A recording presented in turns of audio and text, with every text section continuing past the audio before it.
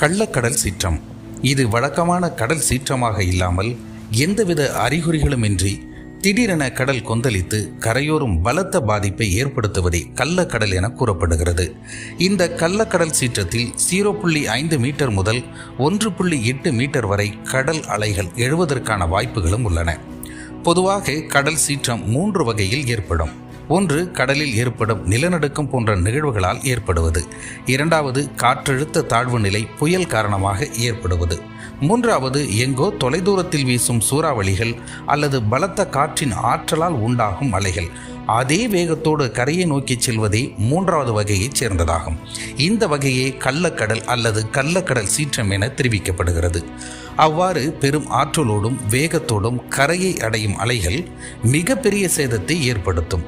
இந்த அலைகளில் மண், வண்டல் அதிகமாக இருக்கும். எனவே இத்தகைய கள்ளக்கடல் அலைகளில் நீச்சல் தெரிந்தவர்கள் சிக்கிக்கொண்டால் கூட தப்பிப்பது மிகவும் கடினமாகிவிடும். காரணம், அந்த அலைகளில் சிக்கியவர்களின் நுரையீரலில் இந்த மண் மற்றும் வண்டல் நிறைந்து மூச்சு திணறி இறந்து விடுவார்கள். அது மட்டுமல்லாது பெரும் வேகத்தோடும் ஆற்றலோடும் இந்த அலைகள் இருப்பதால் இதில் சிக்கியவர்கள் கரைகளில் இருக்கும் பாறைகளில் மோதி உயிரிழக்கவும் நேரிட வாய்ப்புகளும் உள்ளன.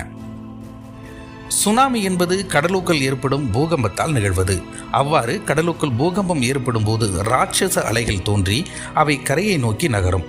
ஆனால் இந்த கள்ளக்கடல் சீற்றத்தில் காற்றிலிருந்து அலைகளுக்கு கடத்தப்படும் ஆற்றல் மட்டுமே பல ஆயிரம் கிலோமீட்டர்களுக்கு பயணம் செய்யும். இதனால் கரையை நெருங்கும் போதுதான் பெரும் அலைகள் தோன்றும்.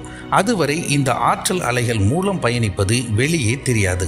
அதனால்தான் கள்ளக்கடலில் திடீரென எந்த ஆரவாரமும் இல்லாமல் கடல் கொந்தளிப்புடன் காணப்படுகிறது. சுனாமிக்கும் இந்த கள்ளக்கடல் அலைகளுக்கும் ஒரே ஒரு ஒற்றுமை என்னவென்றால், இரண்டுமே அதிக அளவில் கடல் மணலையும் வண்டலையும் சுமந்து வரும்.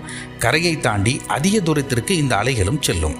இதனால் கூட சில சமயங்களில் சுனாமியையும் கள்ளக்கடல் சீற்றத்தையும் ஒன்று எனவும் புரிந்து கொள்கின்றனர்.